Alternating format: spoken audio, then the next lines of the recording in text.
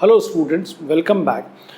Previous lecture में we have discussed about the concept of personal income as well as the personal disposable income. Fine. Now in this lecture we are going to discuss the concept of national disposable income.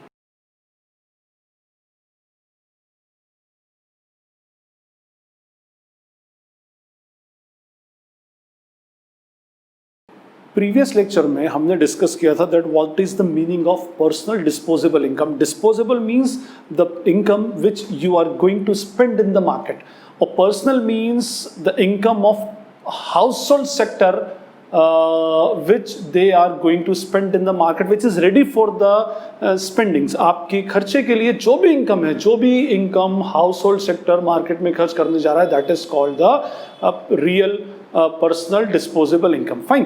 Now we are talking about the national disposable income. अच्छा, इससे पहले हमने एक concept discuss किया था, that is national income. National income represents the factor value. अच्छा, national income का abbreviation है NNP at FC. Fine. It represents the factor cost या factor value of final goods and, हम ये बोल सकते हैं, final goods and services produced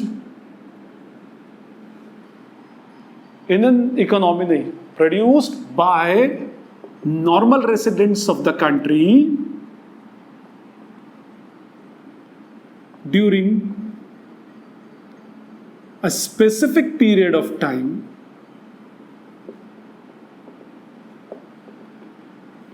excluding depreciation.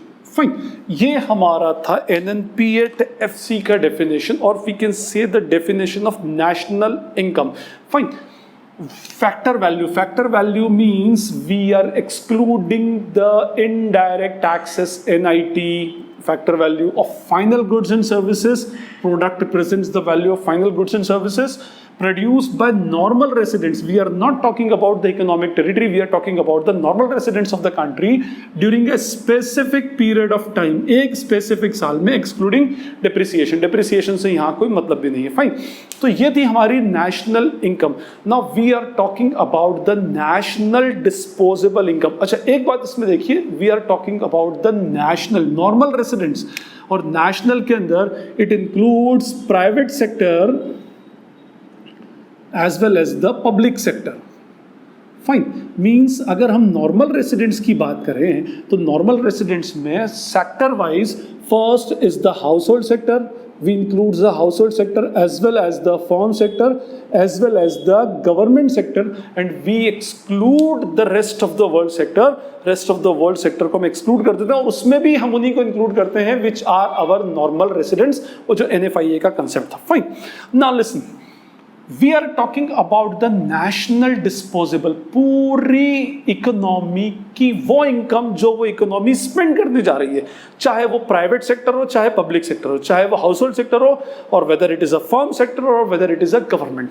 Government की भी मीन्स गवर्नमेंट जो स्पेंडिंग करेगी that is also a part of national disposable income. Private sector जो करेगा, हाउस होल्ड जो करेगा, that is also part of national disposable income. Firm sector भी जो करेगा that is also part of national disposable income. अब इसको हम डिराइव कैसे करते हैं? ये तो हमारी नेशनल इनकम थी. अच्छा, हम ऑलरेडी पढ़ चुके हैं दैट इनकम और डिस्पोजेबल इनकम में डिफरेंस ये है कि income includes only factor incomes, not the transfer incomes. Factor incomes which are bilateral and transfer incomes which are unilateral, whereas the disposable income always includes the transfer incomes also. भले ही वो transfer आपको in form of gift receive हुई है, but it is an income for you and you are going to spend that income in the market. भले आपको gift में भी कोई पैसा मिला तो वो भी आप मार्केट में स्पेंड करेंगे. तो जब हम डिस्पोजेबल इनकम कैलकुलेट करते हैं, at that time we always consider the transfer incomes as well as the factors income. In the same way here we are talking about the national disposable income, and now we will consider the national income plus the all the transfer incomes. National income के अंदर सारी हमने कौन सी consider की थी? We considered all the factors, factor incomes, and we have excluded the transfer income. हमने factor income consider की थी और ट्रांसफर इनकम को एक्सक्लूड कर दिया था. अब हमें डिस्पोजेबल इनकम निकालना, now we have to include the transfer income also. तो इसका फॉर्मूला जो बनता है वो बनेगा NNP at FC, National Disposable Income, is NNP at FC plus net current transfers from rest of the world plus net indirect taxes. Fine. Now NNP at FC, this is our national income. Fine. And net current transfers from rest of the world, also called as the net remittance. Net remittance means वो जो, अब इसमें फिर वही आता है, हमारे normal residents ने रेस्ट ऑफ द वर्ल्ड से कमाकर हमें भेजा इन form of transfer income, remittance from rest of the world, और हमारी इकोनॉमिक टेरिटरी में जो एनआरआईज हैं उन्होंने हमारी इकोनॉमिक टेरिटरी से अर्न करके रेस्ट ऑफ द वर्ल्ड में भेजा, that is called remittance to rest of the world, और इन दोनों का जो नेट डिफरेंस होता है that is called the net remittance. तो ये हो गया net remittance. But net remittance considers net remittance represents the private sector income. Private sector में भी it represents the income of household.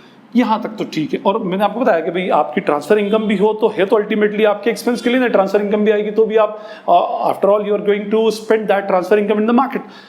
Now, why did we consider the net indirect taxes? देखिए, indirect tax is a sort of a transfer payment paid by the firm sector to the government. ये government की एक transfer income है. फिर वही बात आती है कि गवर्नमेंट की भी अगर ट्रांसफर इनकम है तो गवर्नमेंट उसको भी तो मार्केट में स्पेंड करेगी.